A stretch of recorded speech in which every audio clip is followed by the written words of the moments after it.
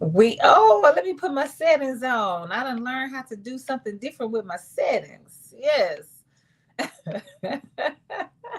We are live right here for the good fight on every Tuesday night from 7 to 8 o'clock p.m. Thank you for no that's your I'm saying you're welcome. Thank you for joining us for the good fight. We are just and I'm saying we because I am going to carry my mother in my spirit for the rest of my life. And so she's ever present with me. And as a matter of fact, the first story that I'm going to tell has to do with her. But we are ever present in this space with you, just trying to create an environment where we can talk about what it means to live out a faith that honors the whole of humanity.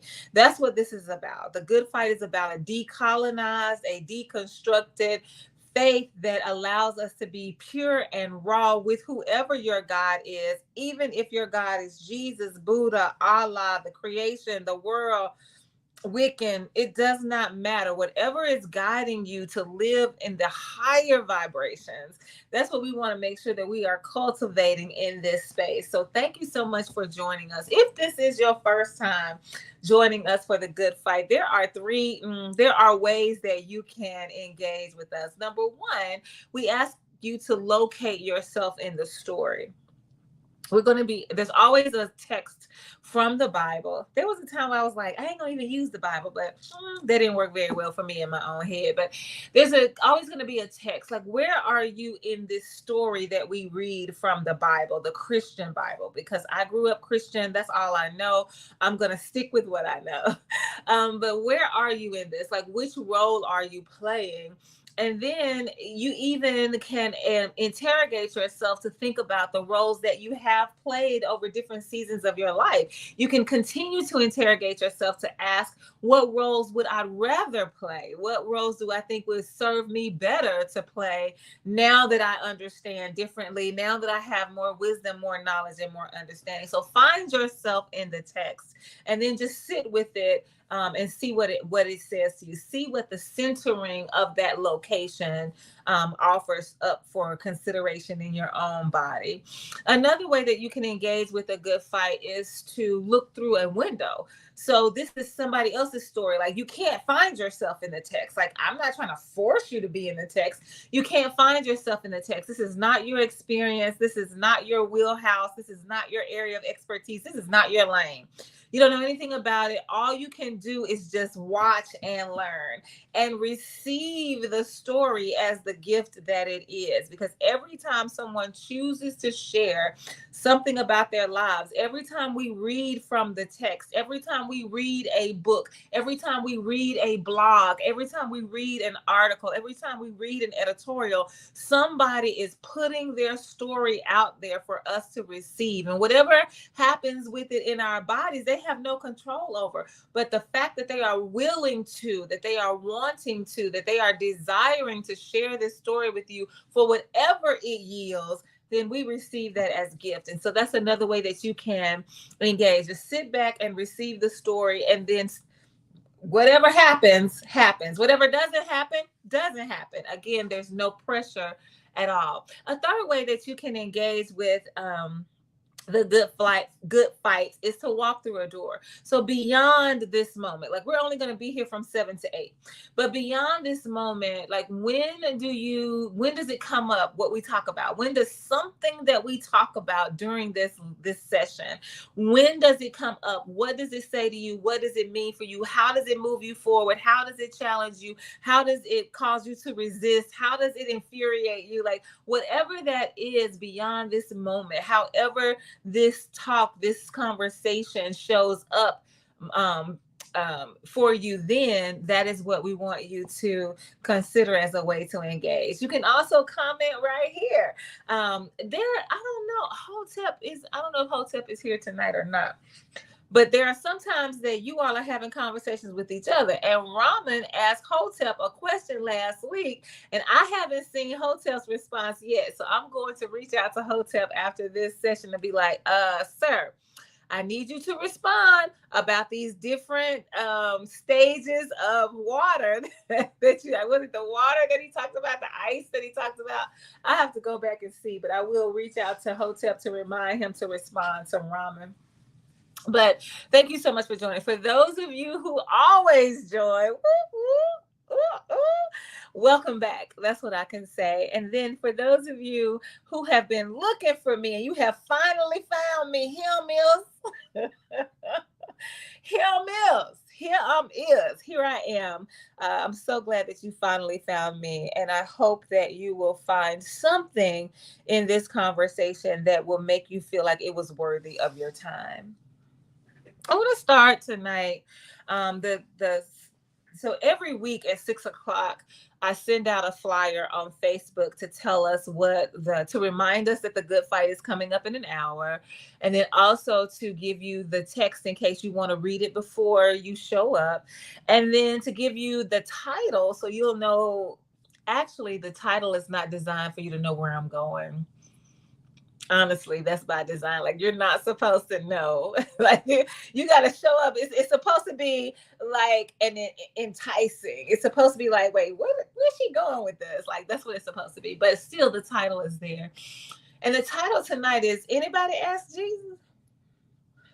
And I am, for those of you who want to know, I am intentionally using non-standard English a lot when I write these days, because I am resisting this notion that there is this group of people that can tell us what the right way of speaking is. When I come from a folk, when I come from a history, when I come from an ancestry, that everything about us has been denigrated, from the way that we talk to the color of our skin, to the way that we move, to the way that we think, to just the fact that we breathe. Like, everything is everything is dehumanized, everything is denigrated, everything is degraded. And so I've been struggling with this, like, so who gets to make these decisions? Well, you don't get to tell me how to talk. And so I haven't been using standard English, even though I'm an English major. So I know the grammar, I know the mechanics, I know what I should do, I know what I should say. But I've been spending some time just saying, I don't want to follow these particular rules, and I'm not going to. And so the question on the flyer is, anybody ask Jesus? So did anybody ask Jesus would be the correct way. Did anybody ask Jesus? Anybody ask Jesus? So I'm trying to figure out, when we talk about location, when we talk about centering, when we talk about keeping the main thing, when we talk about Christianity a lot, it's patterned after Jesus, but it's patterned after Jesus in a way that makes me wonder, did anybody consult Jesus about what we saying about Jesus? I can't believe I forgot to post this. This is the first thing that I should pull up that I completely forgot to showcase, but I'm going to do it now. I'm going to pull it up. I saw this on Facebook. I am not a Facebooker. I'm really not.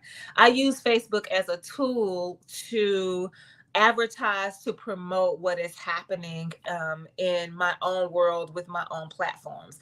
I also use it for fodder. Like, I'm using it to see, like, what content can I glean from what's happening on Facebook that will help me move us forward in conversations that liberate us on every level. In this space, I want to liberate us on a spiritual, theological level, but in other spaces, I want to liberate us on a social level, on a psychological level, on an economic level. And so it's always about liberation. And so I saw this right here.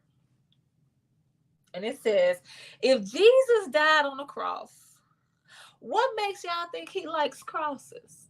It really did make me laugh. Not like, ha, this is funny, but like, ha, has anybody thought about this besides Don Kilowan? If Jesus died on the cross, what makes y'all think he likes crosses? So the cross for Jesus is the ultimate act of dehumanization, right? Where Jesus was not, let me just clear some stuff up. And that's what this conversation is about mostly. It's about us centering, not centering.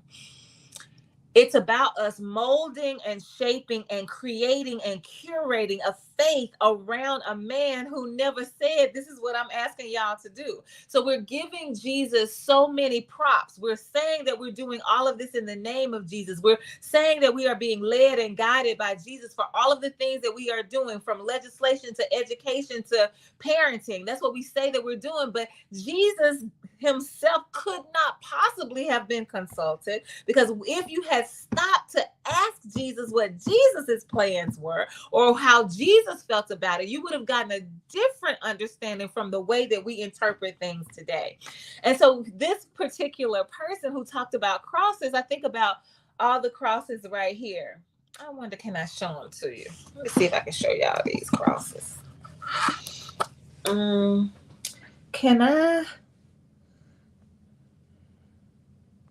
Can I turn my camera around on this thing? Would I have to do it this way?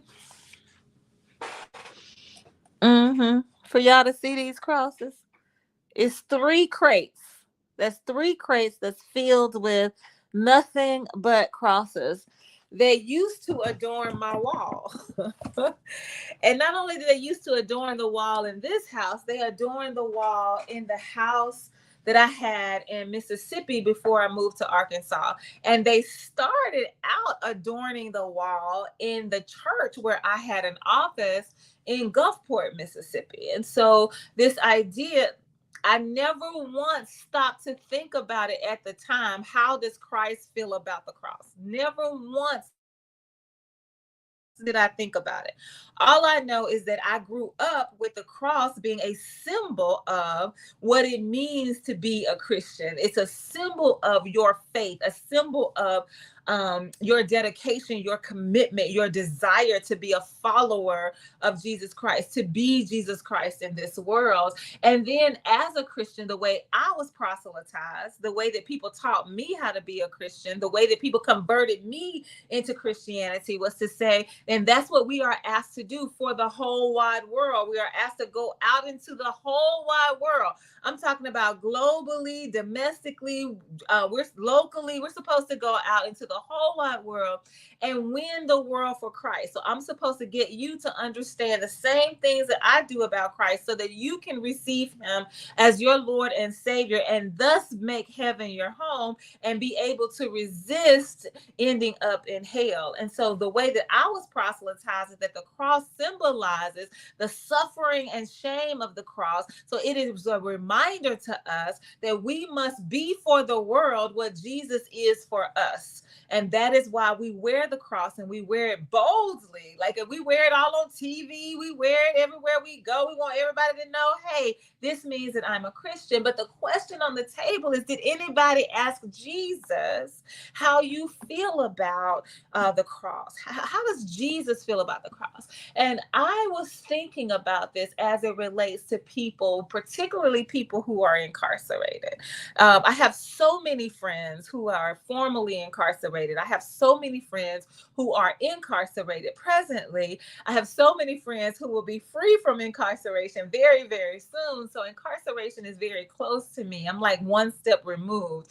And when I think about them, one of the things they say all the time is, I don't want to be defined by this one act, right? Whatever the act was that caused me to catch this charge and end up in prison, I do not want that to define my life. That's one of the reasons that they go up for parole. Like, I want you to know that, yes, I can acknowledge that I committed this crime. I can acknowledge that there are some different decisions that I probably should have made. I can acknowledge that. And I can acknowledge that there's more life for me out there. There's more for me to do. I can be productive in the world. I can contribute something to society.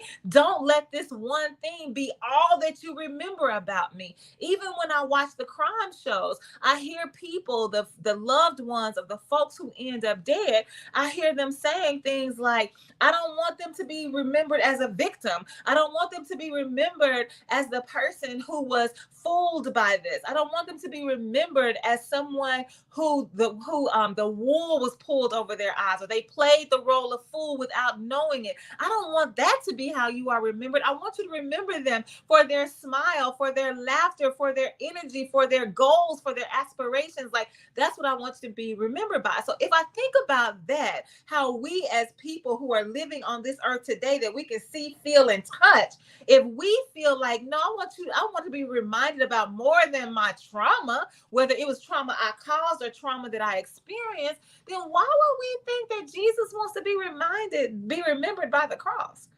I mean, like that. First of all, I think what has happened to us, and one of the reasons why we think it's okay to symbolize Christ with the cross, is because we glorify it. We act like it was like such a pleasant thing. When we see pictures of Jesus on the cross, it's like Jesus has his arms stretched out, and he is kind of just, his head is just kind of slightly down, and he has this long flowing hair, and it's just like, oh, I died for you. Look at me. And it's almost like, oh, wow, look at that. Isn't that a beautiful sight? Like, this man laid down his life for me. And it's like, no, that is not what happened. Like, they beat him to the point of death, right? The crucifixion is what killed him, but they had already beaten him to the point where his skin was being ripped from his bones. Listen to me. His skin was being ripped from his bones, from the cat of nine tails that they were using. They were flogging him, 40 times? 39? Who was that, John? Paul says, I want to do 39 because I don't want to have the same number. I'm not worthy of the same number of floggings that Jesus had. So I want to say about 40 times. And so you are taking this cat of nine tails, this whip that has nails and rocks and all of these things that can puncture skin. You sling it at him, and it catches his skin, and then you flick back with it, so you pull that skin away from his body. So this happens over and over again until there is a pool of blood surrounding him as he is lying on the floor, because you can't fight that. You cannot. I don't care if you is Jesus. You talk about Jesus being fully human and fully divine. If this is happening to you as a human, you cannot withstand that. You cannot fight that. It is going to bring you to the brink of death. And that's what happens. So we act like we forget that part. Like, oh, look at this cross. Oh, let me show you my cross. Oh, I'm wearing a cross. Oh, look at my cross earrings. Look at my cross necklace. Look at my cross bracelet. Like, yes. I want to forever remind you that Jesus was lynched on the cross. And I say lynch because what does lynch mean? The definition of lynch is that it is state-sanctioned violence that is usually demonstrated in a hanging. It can be demonstrated in any number of ways, but usually we see it as a person being hung. So you're hanging him from this cross, and you say hanging, why? Because the nails were not, oh my goodness. The nails did not pierce his hands. Why? Because the weight of Jesus's body, if Jesus were on the cross and you pierced him if you nailed him in his hands, once you let go of him, of his torso, once you let go of him, then as he was hanging, his hands would not have had enough strength to hold him on the cross. The nails would have simply slipped right through them. They just would have pierced his entire hand. Like, it would have just slipped. Have you ever met anybody? I know somebody right now, I'm not gonna call their name. If you see their earlobe, like right here, you can see that I have 2 piercings here. Oh, y'all, look, I just got a new piercing up there. You see it? But I have these 2 old piercings. And there are some people that if you look at them, their lobes are split. But at some point when they were living their life, in the life of their of earrings, in their season of wearing earrings, something happened. The earring was too heavy and it split their very earlobe. And you can literally see 2 parts of it. And so they'll either use a different hole or they'll use a clip-on earring to cover that up. And that's what would have happened to Jesus had they put the nail in his hand. It simply would have split through his hand. So the hand would not have held them. So we keep talking about this nail in his hand, but that's really not what happened. The nail was in his wrist because now you have a place where you can actually put the nail, and you can bang it in there. And because of how it's positioned with the bones in your wrist, that gives you a better opportunity of keeping him on that cross. And so then what kills him is that once those nails are in his wrist and you let him go, I know you got him, you've got his feet, his ankles are also bound, with the nails. There's a nail through his ankles at the bottom of the cross. But what kills him is that now, since he's hanging, his body caves in like this. And so it begins to suffocate him and he cannot breathe.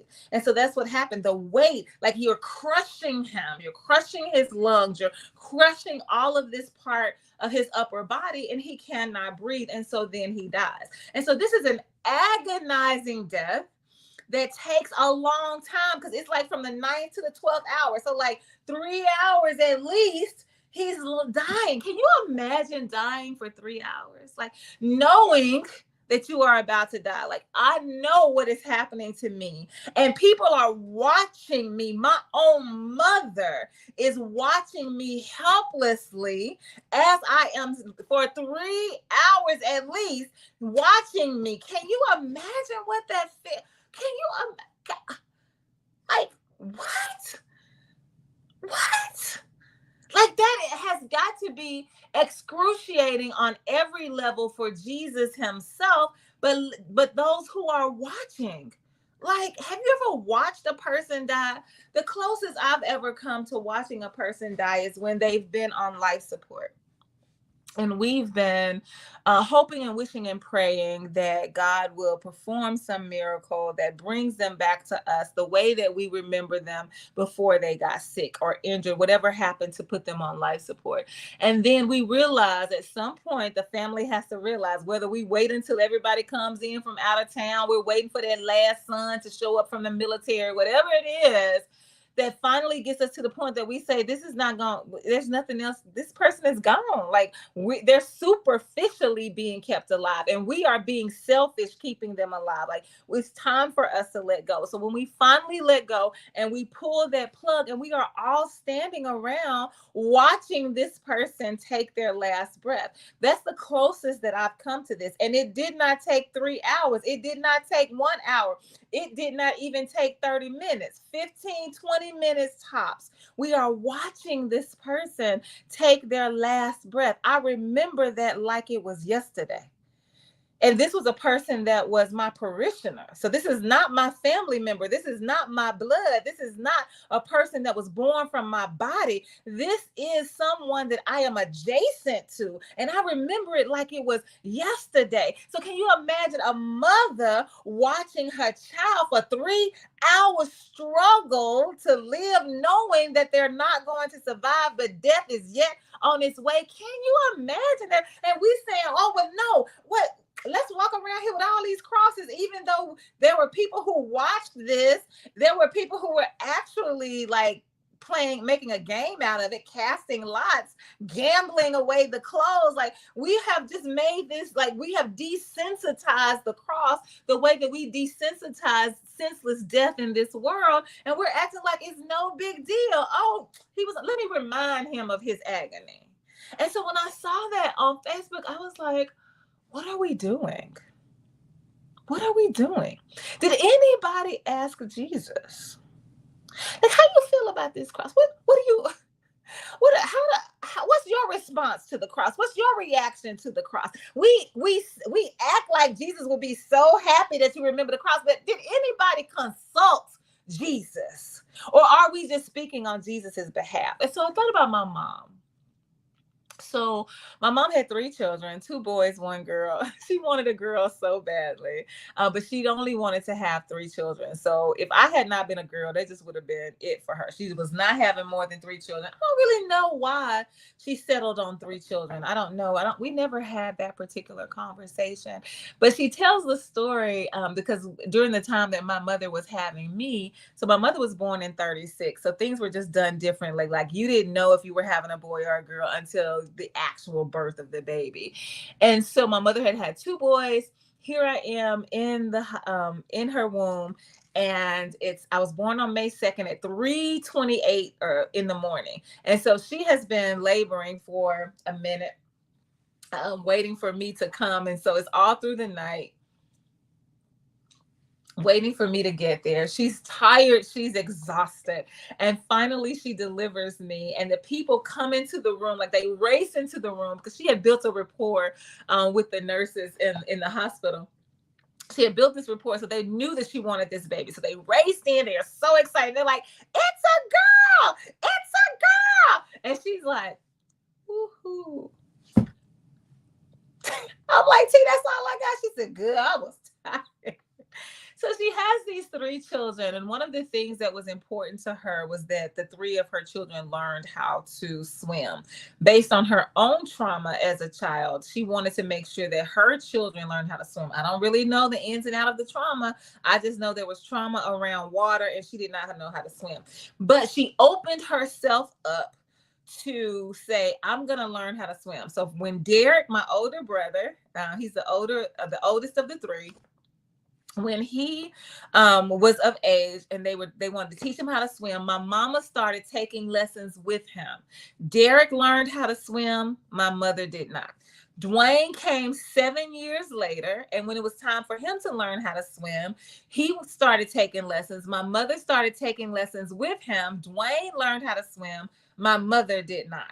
When it was time for Denise came 2 years later, 9 years after Derek, 2 years after Dwayne. Here comes the final baby, the girl that you've been waiting for. When it's time for me to learn how to swim, we start taking lessons, and I learned how to swim, but my mama does not. So 3 different opportunities where we learn how to swim officially.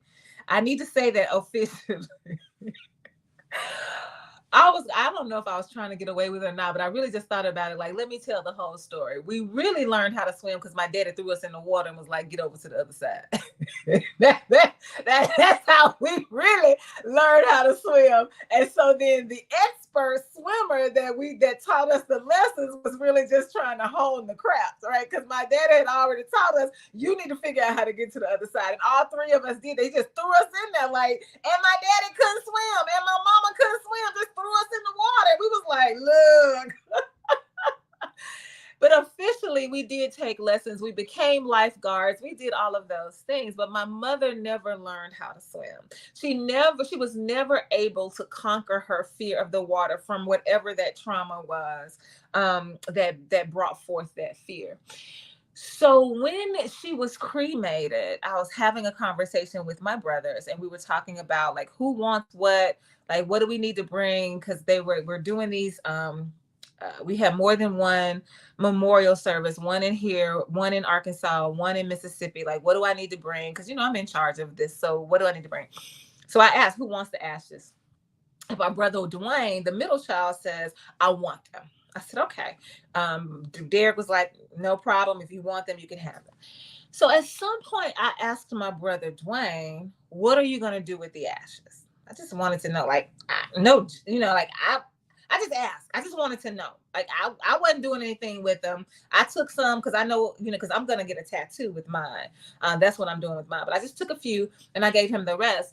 And so I'm like, what are you going to do with yours? And my brother said the same thing as my daddy. I didn't say anything for the rest of that conversation. I mean, we moved on to talk about the business that we needed to talk about. But I could not rest.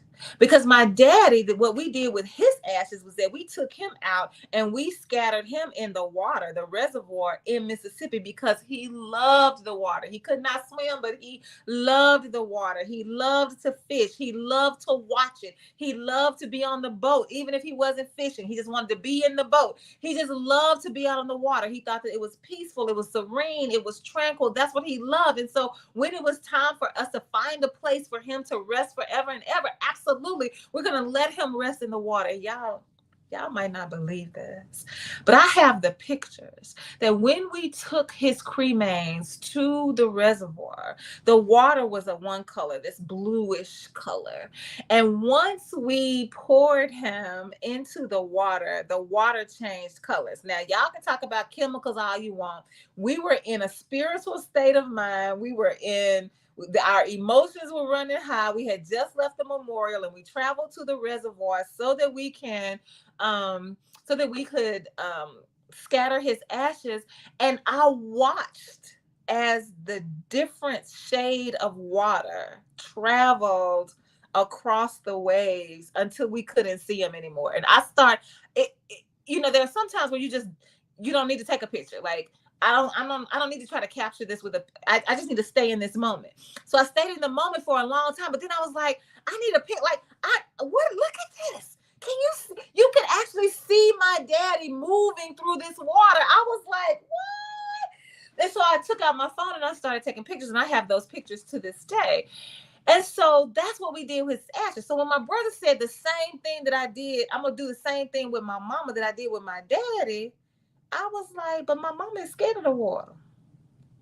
My mother is absolutely, positively fearful of water. You're going to put her ashes in water? You're going to have her for the rest of her life. Like, this is her energy that we are disseminating into this water. Like, this is very symbolic, right? I get it. Like, this is not what's really happening, right? I know that. But symbolically, this is what we're doing. We're saying this is your final resting place in the very water that scared her to death. Like, I could not sleep. He wanted this ashes. I didn't want to keep all of those ashes. So I was like, I need to let him do what he's going to do. That's between him and his mama. Like, I shouldn't say anything. I shouldn't judge him. I'm going to let it go. But I could not sleep until finally I said, you know, my mom was scared of water, don't you? Yeah, I'm texting. I don't like talking on the phone that much. I'm texting. You do know my mom was scared of water. Because I could not let it go. Like, did anybody ask my mama what she wanted to happen with her ashes? Because I know for a fact she would not have said for you to put her in no water that she's scared of. Like, what is happening? And I immediately thought about that when I saw this on Facebook. I didn't think about it until I saw it on Facebook. Like, did anybody ask Jesus how you feel about the cross? Did anybody ask Jesus, do you want us to walk around with all these crosses on our ears, as earrings, as necklaces, as bracelets, on our shirts, on our backs? And did anybody stop to ask Jesus, how would you like us to respond to the cross? And so let me just finish this story. So my brother was like, what you talking about? I was like, you said you was going to do the same thing with my mama that you did with my daddy. My daddy, we put in the water. My mama's scared of water. So why is you putting my mama in the water? He was like, I ain't finna put your mama in the water. I said, well, help me understand. He's like, no. I just meant that I was going to make sure that I found a resting place that would honor her and how she felt about life. That's the same thing we did with my daddy. We found a resting place that honored how he lived his life, and he loved the water. So we scattered him. And so that's what I'm going to do with my mom. I'm going to make sure I honor her in her life and find her the resting place that is good for her. I was like, oh, okay. I just want to be sure, because now maybe I can sleep, because I was not going to be able to sleep knowing that you had put my mama in this water that she's absolutely scared of. And so then that made me think more deeply about Christianity as you know, because again, I'm a cradle Christian, so I'm going to stick with what I know. But I believe that this is true about every religion. Like, do we really stop, whoever the religion is fashioned after, Buddha, right? Or Jehovah, or the Dalai Lama, or nature, or whoever it is that the religion is fashioned after, do we stop and ask ourselves, like, what would they say? There used to be this thing, this whole phenomenon, this whole campaign that was called WWJD. Do y'all remember that? It was bracelets, it was earrings, it was notebooks, it was lunch boxes, it was everything. What would Jesus do? And they were saying, before you ask yourself, what would Jesus do? So in this particular case, did we ask ourselves, as it relates to the cross, what would Jesus do? Or did we decide for ourselves what we thought Jesus ought to do? How we thought Jesus might possibly feel, what we thought Jesus might possibly say, how we believe Jesus might is this all about what we have decided in our own minds? So I pulled up this verse from the Bible. It's Revelation chapter 22, verses 18 through 19. And I want to read it for us. because this is what I'm sourcing the conversation. This is the text that the pericope, the part of the scripture that I'm pulling out, I'm extracting for us to have this conversation. It's Revelation chapter 22, verses 18 through 19. It's the New International Version for no other reason than that's the one that popped up first. It didn't matter to me. It didn't matter to me which translation for this particular verse. And so this is Revelation chapter 22, verses 18 through 19. I warn everyone who hears the words of the prophecy of this scroll. If anyone adds anything to them, God will add to that person the plagues described in this scroll. And if anyone takes words away from this scroll of prophecy, God will take away from that person any share in the tree of life and in the holy city, which are described in this scroll. I want to read that again. I warn everyone who hears the words of the prophecy of this scroll. If anyone adds anything to them, God will add to that person the plagues described in this scroll. And if anyone takes words away from this scroll of prophecy, God will take away from that person any share in the tree of life and in the holy city, which are described in this scroll. Did you hear me emphasizing the word scroll?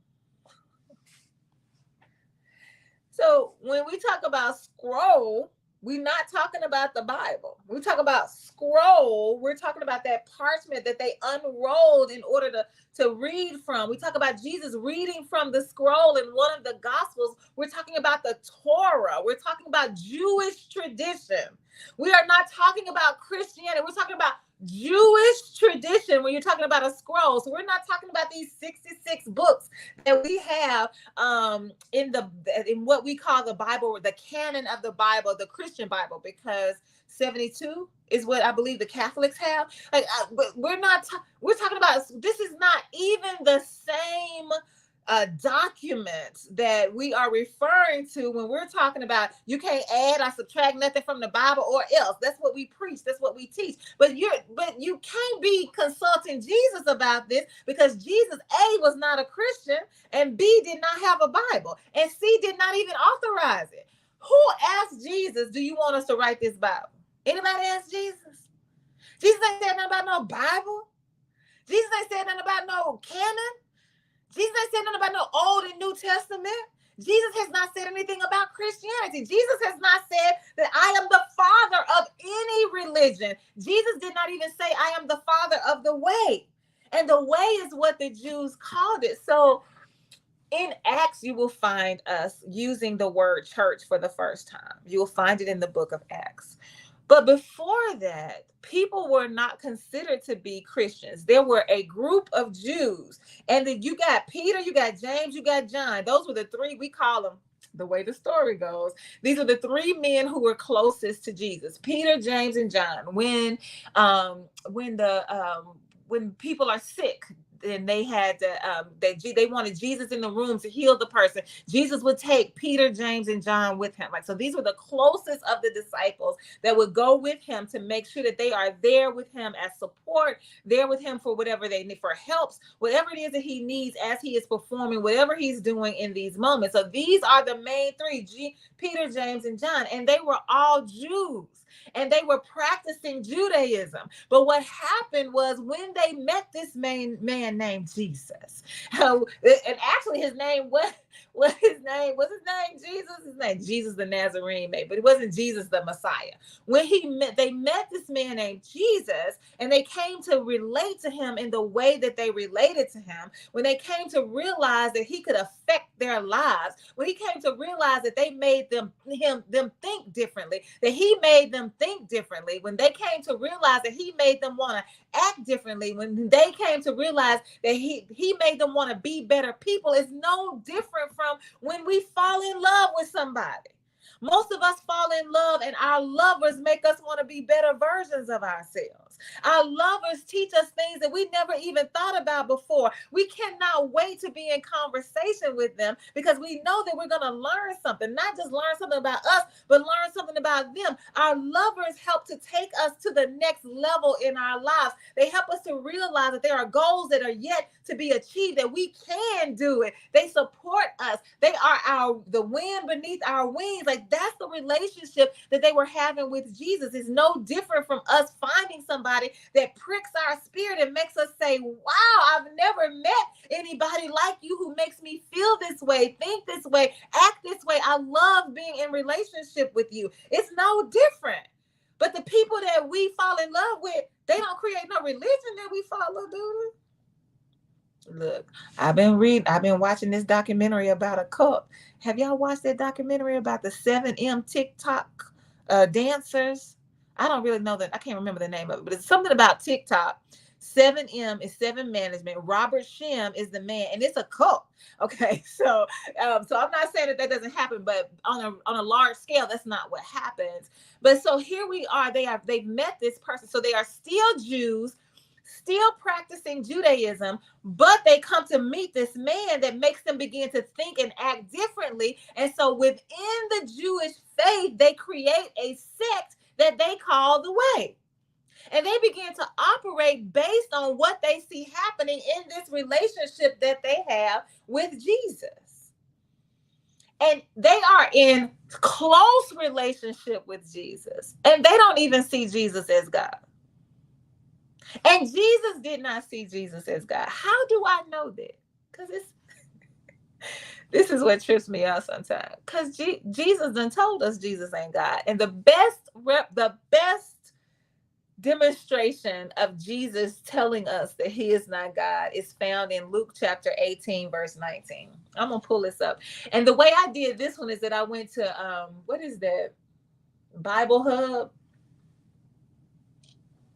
I think it's BibleHub.com, where it'll give you the same verse in like all of the different translations. And so I don't know how many looks like I've got 2, 4, 6, maybe 7 different translations, but they're saying the same thing. And that's why I'm putting up here. They all saying the same thing. My daddy used to tell me, everybody don't tell the same lie.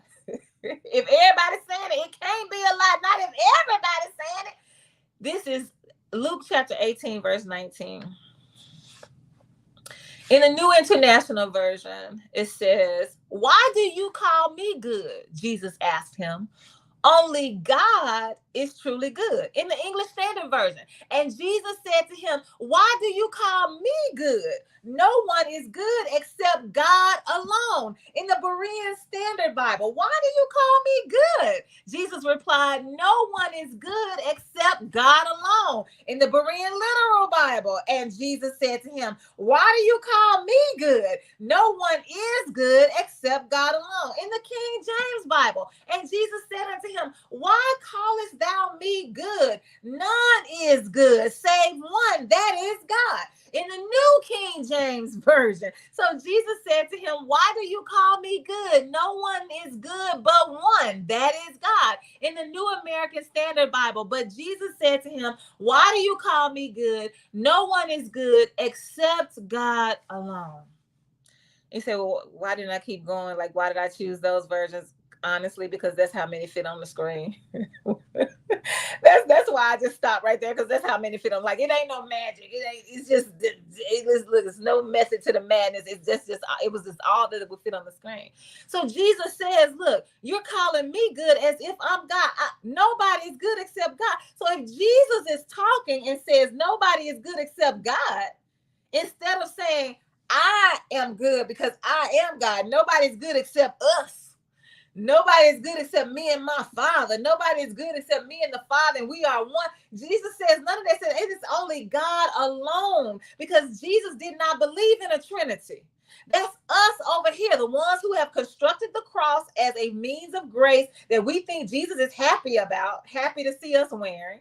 Those of us who have claimed the name Christian when Jesus never ever said that I'm asking you to name a whole a whole religious sect after me. Those of us who have decided that Jesus is God the Father, God the Son, and God the Holy Ghost. Those of us who have decided that the Bible is something that Jesus would authorize. Those of us who have decided to collapse the Bible with the scroll as if they were the same thing. Those of us who are making this up as we go.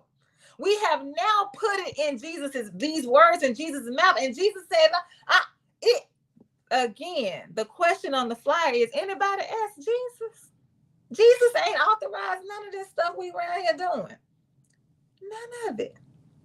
And how do you know? Okay, so when we talked about this, Revelation chapter 22, verse 18 through 19, when it says that you cannot add or subtract. If you add, then whatever the plagues are in this scroll will be added to your life. Like if you subtract, then this is what's going to happen to you. So it's a fear tactic. Like most of what is happening to us in this world is all rooted in fear. Like they scare you to be worried about poverty, scare you to believe in lack, scare you to believe in being powerless as if we don't have any power. Like all of these are fear tactics.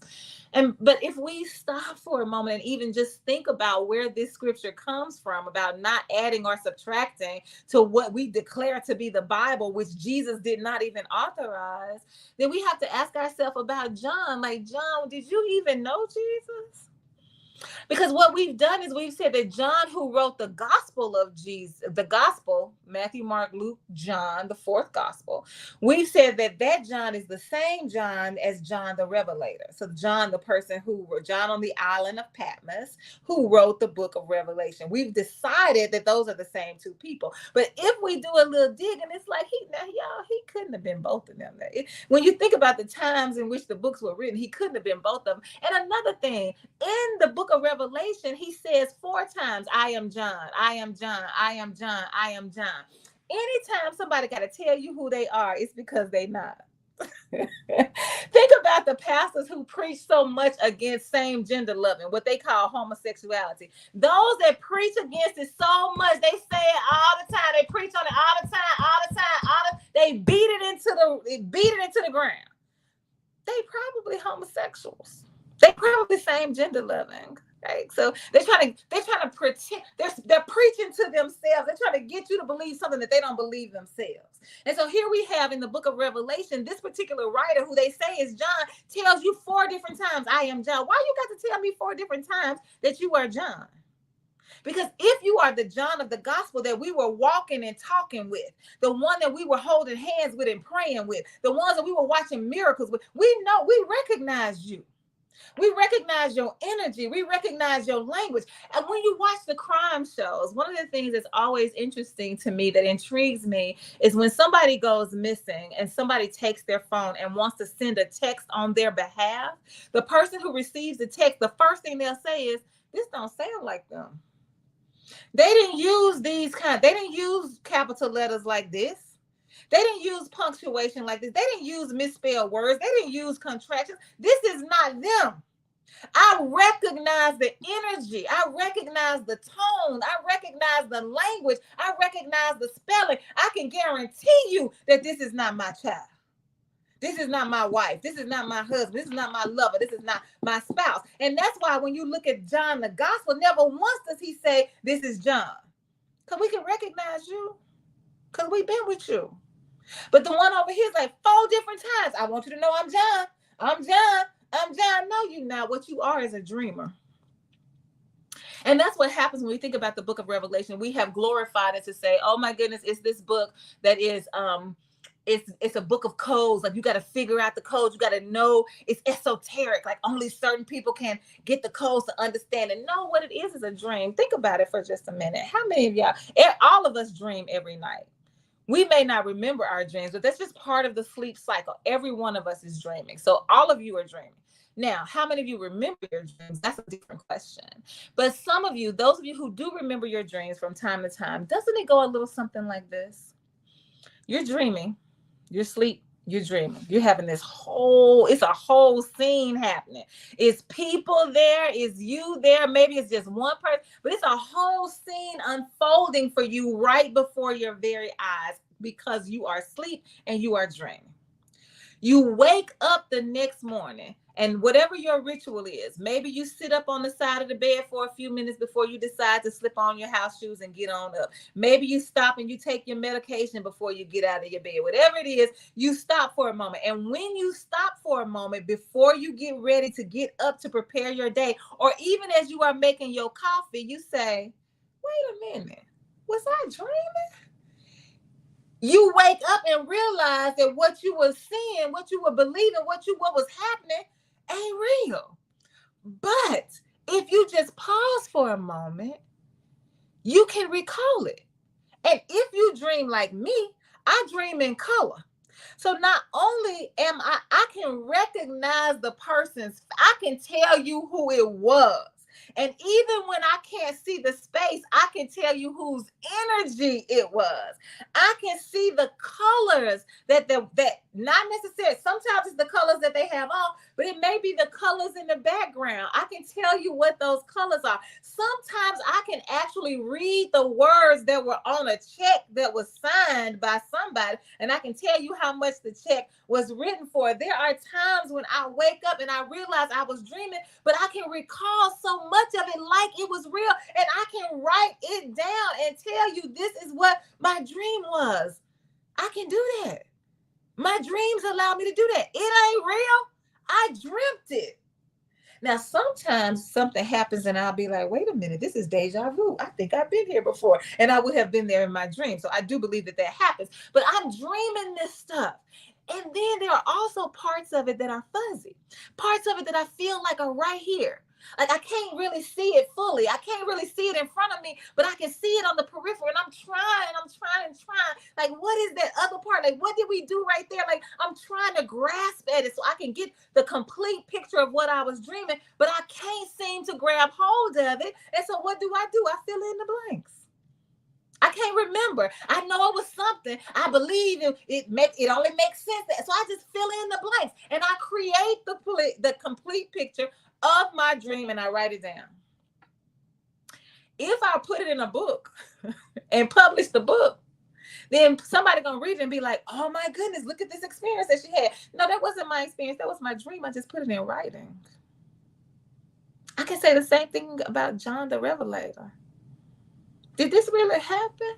Is it that we don't understand it because it's cold, or we don't understand it because it was something that you dreamt up? Is it that we can't understand it because we don't have the key to unlock the wisdom and the knowledge because we're not holy enough? Or is it because only you understand it because you are the one who dreamt it all by yourself? And you decided to write it down. And you weren't even the one who put it in this book. You didn't even authorize it to be put in this book. Somebody else said, grabbed hold of it and was like, oh, same thing happens on the crime shows. We don't know what happened. And then we find their diary. And when we find their journal, we learn more about them. Oh my goodness, I didn't know this was happening. I didn't know this was going on. What? Let me turn this on. Y'all look at this. Let me read this. And we say this is going to inform us. This is going to inform us how to take our next step. This informs us in the investigation. This informs us and who should be our next suspect. We now have information because we have found a writing that you never intended anybody else to see. It happens all the time, and it happens with the Bible. But did anybody ask Jesus? Anybody ask Jesus?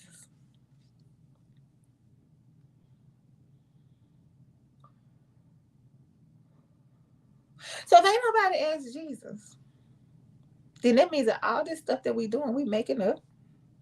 All this stuff that we are doing, we can undo. All this stuff that we are doing, we can reimagine. So just like they came up with the cross as a symbol, just like they came up with the scroll is now the Bible, just like they came up with John the Gospel writer is now John the Revelator, just like they came up with all that stuff, we can come up with a new way of living into what it means to be faithful. I don't really care if you still want to call it Christianity. I don't really care if you still want to say it's about Jesus. I don't really care about that part. What I care about is how it shows up in your body. And to say, well, that's what the Bible said is no longer good enough, because we already know that that's curated. Y'all done picked and chosen. You have picked and chosen what you wanted, so that you can say what you wanted to say, so you can act like you wanted, so you can use it. And then now we have a way, so you can use it as a weapon against folks. Now, we can now say, oh, is that what we do with faith? We sit together. We center each other. We share stories. We live together. We experience things together. We go through things together. We eat together. We evangelize. We tell other people about our faith. Not so that I can convert you, but just so that you can get to know me better. This is what I believe. These are my convictions. This is where they come from. This is what I don't know about them. This is what I don't understand about them. This is what my challenge is about them. This is the encouragement I get from, and we share that. And then together we say, oh, I can get a little something from you. I can pull a little something from you. And together we say, well, then what would that look like if we took all of what we know now? If we took all of what we believe and understand now? If we decide that we're going to show up differently now, what would that look like? And we ain't even got to ask Jesus, but because we carry the energy of our faith within us.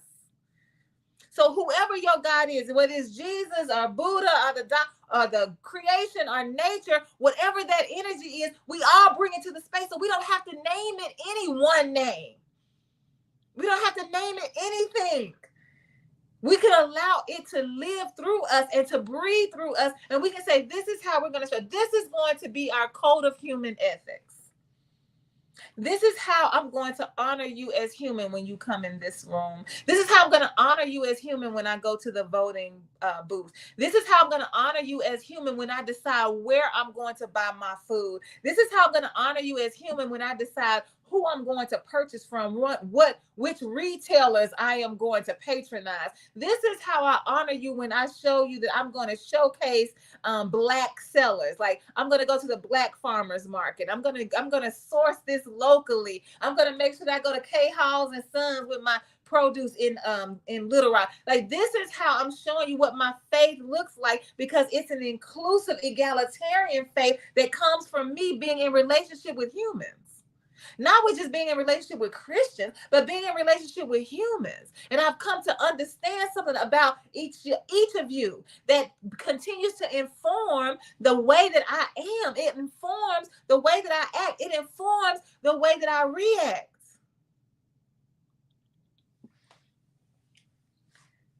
We can do that because that's what they did with the Bible. And look how many of us just follow that blindly. I'm not even asking us to follow it blindly. I'm asking us to follow our convictions intentionally.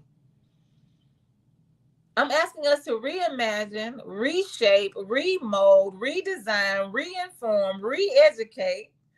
That's what I'm asking us to do. And we can do, we got the model. That's what they did with the Bible. Okay, well, we can't come up with something else. I was thinking about that when